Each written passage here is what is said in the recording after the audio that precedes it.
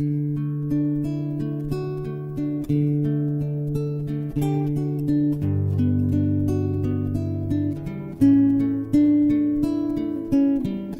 noite, meus irmãos, companheiros de caminhada. Mais um momento de estudo do Centro Espírita Augusto Silva. E aqui nós estamos, juntamente com os nossos amigos espirituais, estudando o Evangelho à luz da doutrina espírita, que tanto nos consola nesta vida, nos auxiliando na libertação de nossas inferioridades, renovando a nossa mente, as nossas atitudes. É momento de trazermos o Mestre Jesus, nosso guia e modelo, para mais perto de nós, sentir a vossa presença em nossos corações. Jesus, Mestre, nos inspire. A reflexão de hoje é baseada na primeira carta de Paulo aos Coríntios, capítulo 3, versículo 13, que diz aí o seguinte: a obra de cada um se manifestará. Então, vamos falar da nossa obra. O que estamos construindo? No momento, meus irmãos, buscarmos esclarecimentos, buscarmos o entendimento superior para realizarmos a nossa obra, a parte que nos cabe, da melhor maneira possível, como filhos de Deus, como seres espirituais que somos, pois a nossa obra será colocada em destaque, irá se manifestar na obra do Criador. E a nossa obra ela é resultado de nossas escolhas, e começam nossos pensamentos. Em que estamos pensando, meus irmãos? Por onde andam os nossos pensamentos? O que está ocupando a nossa mente? No livro Pão Nosso, capítulo 15, intitulado Pensamentos, Emmanuel traz a seguinte reflexão: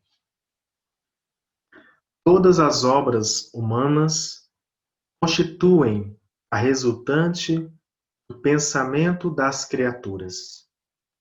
O mal e o bem, o feio e o belo viveram, antes de tudo, na fonte mental que os produziu, os movimentos incessantes da vida.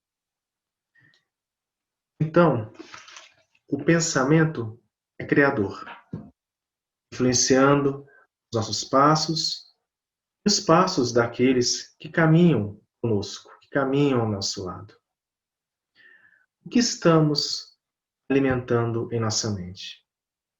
São pensamentos ligados apenas a questões materiais, questões transitórias? Será que estamos cultivando apego, ciúme, raiva, medo, insegurança, ansiedade, o vitimismo, dependências, mágoas, culpas, solidão? Tudo isso que a gente chama de dores da alma? Ou os nossos pensamentos estão relacionados com bondade, compreensão, aceitação, auto-perdão, compaixão, respeito? Estamos pensando no que é divino?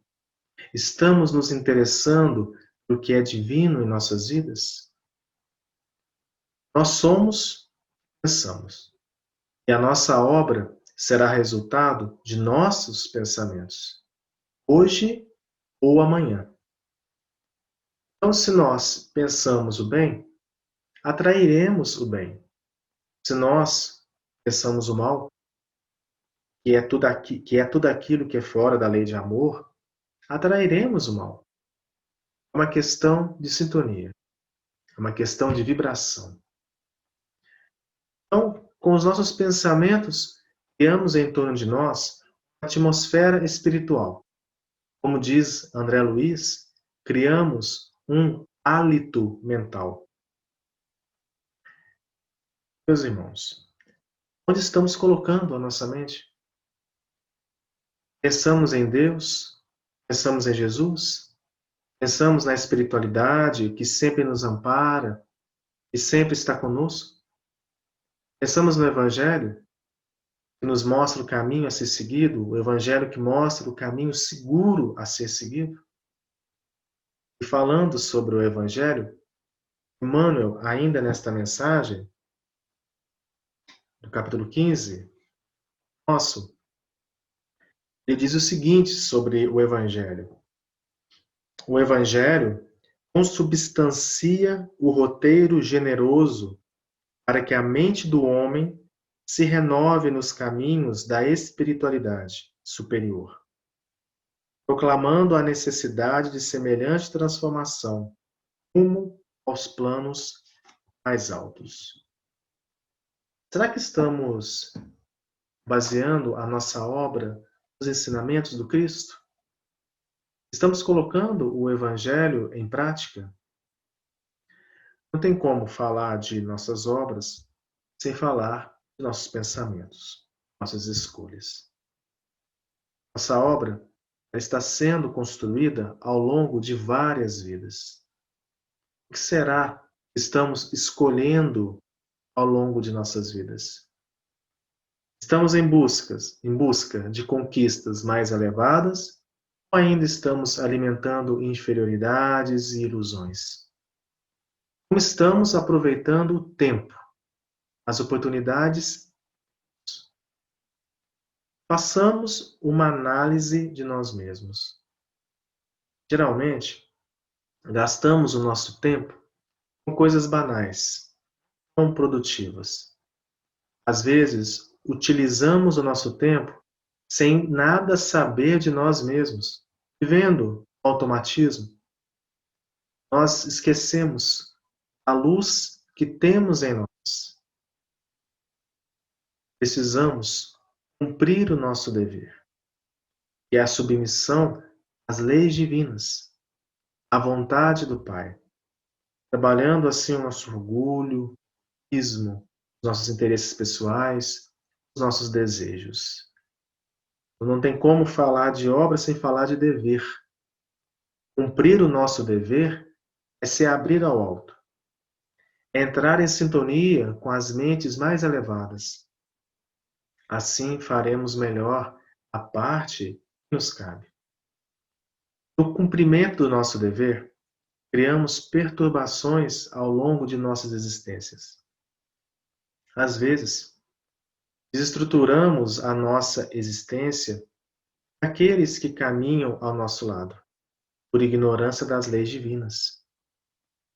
Mas, como resultado, somos convidados ao reajuste, com um único objetivo: aprender a amar, pois, em algum momento, nós fomos contra a lei de Deus, nós fomos contra a lei de amor.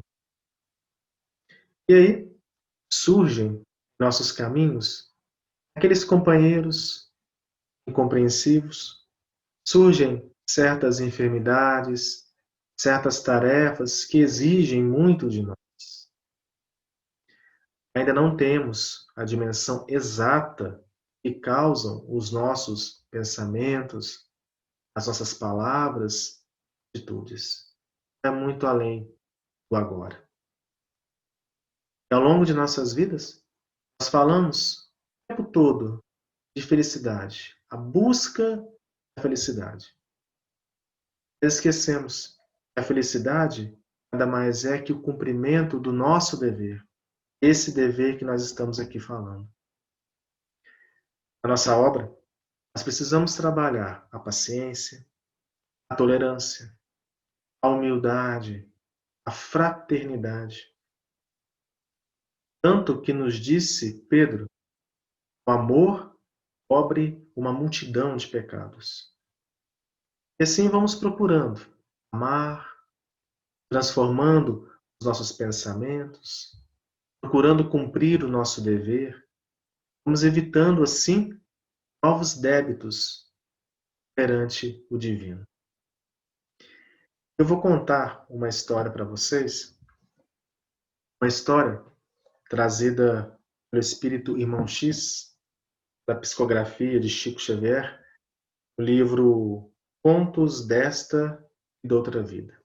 O capítulo, né, o conto, né, está aí no capítulo 22, titulado Pureza em Branco. Não vou ler todo o capítulo, mas o capítulo traz a história do Anécio Fraga, o nosso personagem aí. Anécio, ele foi considerado puro entre os homens. Após o seu desencarne, Anécio pretendia viver nas esferas espirituais e estar ao lado de Jesus. Aí, chegando no plano espiritual, Anécio encontrou um benfeitor, que disse a ele que faltavam requisitos para que ele possa viver as esferas espirituais, junto de Jesus. E aí, Anésio, né, fica aflito, desapontado, e diz ao benfeitor: Eu? Eu? Como pode ser isso? Foi na terra um homem que observou todas as regras do santo caminho. Não me conformo, não me conformo. Amava aí Anésio. E aí, Anésio, ele tira do bolso uma lista com 10 itens. Esses itens relatam o seu procedimento, que ele diz que são irrepreensíveis no mundo. E aí vai lendo essa lista. Só que na medida que ele vai lendo essa lista, o benfeitor vai complementando a sua fala. Então, Anésio ele diz assim: respeitou todas as religiões. Aí vem o benfeitor e diz: mas não serviu a nenhuma. Anésio diz que cultivou o dom da prece. O benfeitor diz: somente em seu próprio favor. Acreditei no poder da caridade, disse Anécio. Todavia, não a praticou. Nunca aborreci os meus semelhantes, disse o benfeitor. Entretanto, não auxiliou a quem quer que fosse. Confiei sempre no melhor, mas apenas em seu benefício, disse o benfeitor. Calei toda palavra ofensiva ou desrespeitosa. O benfeitor disse. Não se lembrou, porém, de falar aquelas que pudessem amparar os necessitados de consolo e esperança. Anécio continua. Calculei todos os meus passos. Benfeitor, para não ser molestado. Jamais procurei os defeitos do próximo. Contudo, não lhe aproveitou os bons exemplos. Evitei o contato com todas as pessoas viciadas. O benfeitor diz, tendendo ao comodismo. Vivi em minha casa preocupado em não ser percalço na estrada alheia. O benfeitor diz que simplesmente para não ser chamado a tarefas de auxílio. E aí, o benfeitor conclui este conto, né? Fala a Anécio o seguinte: meu amigo, não basta fugir ao mal, é preciso fazer o bem. Você movimenta-se em branco, veste-se em branco, calça em branco e brilha em branco. Mas a sua existência na Terra passou igualmente em branco. Volte e viva. Eu trouxe esse conto para a gente poder pensar nossa existência na Terra. Ela possa não passar em branco, não estar em branco. Mas aí pode surgir a seguinte pergunta, né? O que eu devo fazer para a minha obra, a minha vida, não seja em branco? Na nossa obra, nós precisamos buscar o Pai, buscar a vontade do Pai, buscar a lei de amor, buscar a verdade. E qual a verdade? Disse-nos Jesus: eu sou o caminho, a verdade e a vida. Então, quem descobre Jesus tem outras percepções.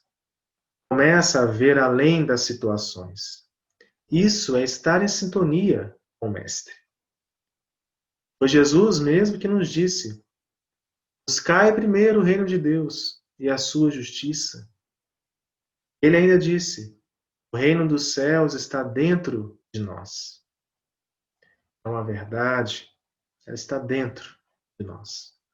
E Jesus veio nos lembrar disso. Como os filhos de Deus, nós acabamos esquecendo. Ele veio nos lembrar. Estamos passando por mais uma vida, meus irmãos. Qual será a finalidade de nossa existência? É aprendizado, é aperfeiçoamento. Através das lutas, das provas e expiações, estamos aqui para sentirmos, temos o divino. São valiosos dias de luta. E nossa obra, ela está sendo observada. Uma nuvem de testemunhas nos observa, como diz Paulo. Essa nuvem de testemunhas, ela observa a nossa obra, os nossos esforços. São irmãos que estão conosco, caminhando conosco aqui no plano físico, encarnados, mas também temos irmãos que estão no plano espiritual, benfeitores, amigos, família espiritual. Temos essa nuvem de testemunho que nos observa, observa a nossa obra, observa os nossos esforços. Vocês podem estar pensando, mas é muito difícil renovar pensamentos, renovar atitudes, fazer uma boa obra. Sim, não é tão fácil. É necessário dominação de si mesmo. É necessário vontade. Esse atributo do Espírito, vontade. Os Espíritos falaram sobre a vontade a nós. Livro dos Espíritos, a questão 909. Vou ler ela para vocês. A pergunta foi a seguinte: poderia sempre o homem, pelos seus esforços, vencer as suas más inclinações? Os espíritos responderam: sim, e frequentemente fazendo esforços muito insignificantes. O que lhe falta é a vontade. Ah, quão poucos dentre vós fazem esforços. Como diz Leon Denis, na sua obra O Problema do Ser, do Destino e da Dor, tem lá um capítulo falando só sobre a vontade. Leon Denis nos diz que devemos servir de nossa vontade e por ela unir nossos pensamentos a tudo que é belo, tudo que é grande, unir a harmonia do universo, unir ao pensamento divino. Nossa obra, ela deve ser construída sobre um único fundamento: Jesus, tendo como resultado conquistas para a vida eterna, sabendo que a vida continua além do túmulo. Assim vamos desenvolvendo as nossas virtudes. Nossas obras serão colocadas em destaque, resultado aí de nossos pensamentos, de nossas escolhas. Então, vamos refletir. Quais são as nossas obras? Quais são as nossas escolhas? Quais são as nossas aquisições espirituais? Eu vou terminar a reflexão da noite. Mais uma fala do Emmanuel, agora no livro Fonte Viva, capítulo 179, titulado Reparemos Nossas Mãos. Eu só vou ler o finalzinho dessa mensagem. Não ouvides, esqueças, que, além da morte, nossas mãos exibem os sinais da nossa passagem pela terra. As do Cristo, eterno benfeitor, revelavam as chagas obtidas na divina lavoura do amor. As tuas, as nossas, amanhã, igualmente falarão de ti, mundo espiritual, onde, interrompida a experiência terrestre, cada criatura arrecada as bênçãos ou as lições da vida, de acordo com as próprias obras. Então, já estamos construindo a nossa casa no mundo espiritual. Daqui a pouco, nós estaremos do outro lado. O que vamos levar? O que estará na nossa bagagem? Vamos lembrar de Jesus, meus irmãos, todo momento. Trazer Ele para mais perto de nós. Nossa obra será de luz para a luz. Tudo é oportunidade de crescimento, porque o Pai é soberanamente justo e bom. Estamos aqui para amar, para ver aí além das estrelas, pois somos seres espirituais. Nossa obra se manifestará na obra de Deus. Então, tenhamos bom ânimo. Vamos aí falar de esperança, respirar bondade, com coragem para realizar a parte que nos cabe nesta caminhada. Vamos assim iluminando os nossos corações. E os corações de nossos irmãos estão aí do nosso lado. Que Jesus esteja presente em nossa obra e que Ele aí nos inspire em todos os momentos.